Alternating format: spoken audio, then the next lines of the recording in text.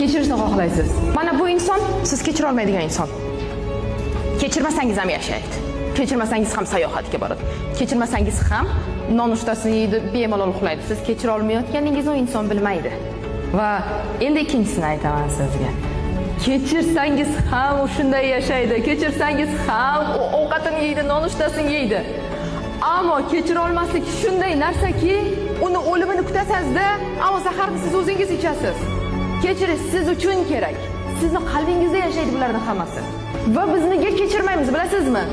Kechirmayman, qilgan ishiga ozgina bo'lsa ham nimani uyalsin, aybdordek his qilsin deymiz.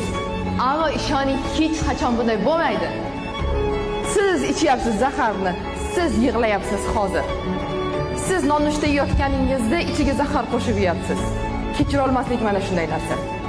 Faqatgina xohlaysiz va kechirishni yoki xohlamaysiz. Mana shu narsa bor.